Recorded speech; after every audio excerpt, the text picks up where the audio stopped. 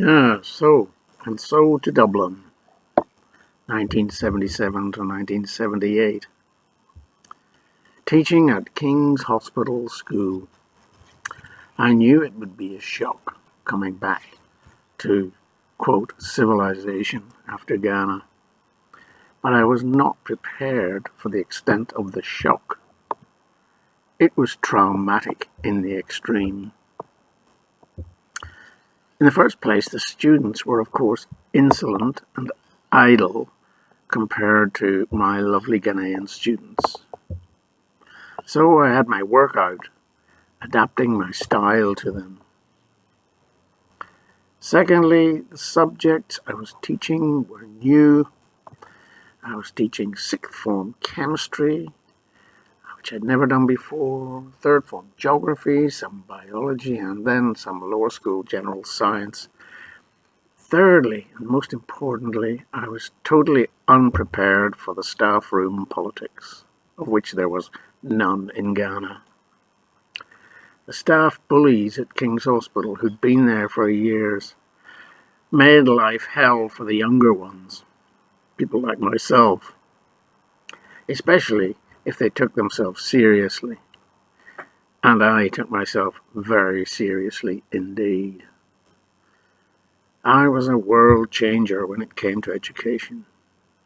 I had read Ivan Illich and Everett Reimer, and I had taught in Africa, unlike these pretentious prima donnas. The more truculent I was with them, the more they baited me, of course. I've never been able to handle bullies, and I could not handle these guys. I hated them. I hated their smug sarcasm. My friend P found himself in quite a difficult position, because he was my friend, but he was also their colleague, and he had got me the job. The high point of that year was Mrs. Flanagan. I lived in her house, which was right beside the school. I was in the boarding department in the school, so it was very convenient. She was the landlady, and a wonderful old lady she was.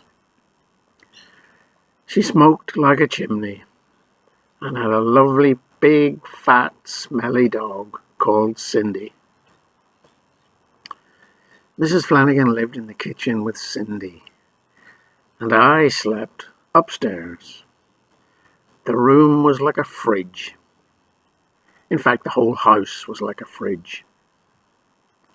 Every night I would come home and I would go into Mrs. Flanagan, and she would chat and chat. She always offered me a pint of milk as well.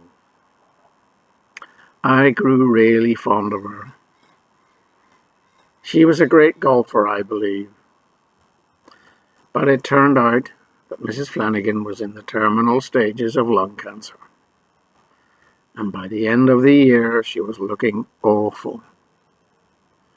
The end came quite quickly, and she died in the summer holidays.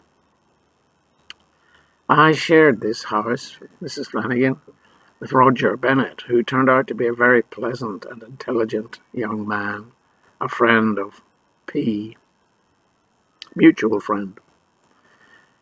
I remember Roger surprising me by getting married at the end of that year. I couldn't imagine why anyone of my age, that was 25, would get married. Just seemed like a weird thing to do to me. There were many low points.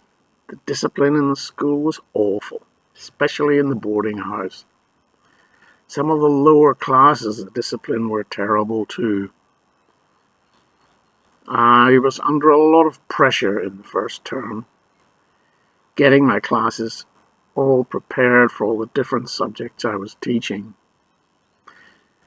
I remember Thursday was a very heavy day and Friday was quite light. So on a Thursday night I would go into Dublin and have a drink, usually with a friend. And then I would go home late at night, and I would sleep through till 12 noon because I didn't have any classes on Friday morning. We taught on Saturday mornings as well. Then I remember being so tired at the end of the first term. I went home to Belfast and spent 4 weeks recovering on Mum's cooking. Second term was a little easier, but the staff situation wasn't any better. I really disliked these senior staff bullies, and they didn't like me.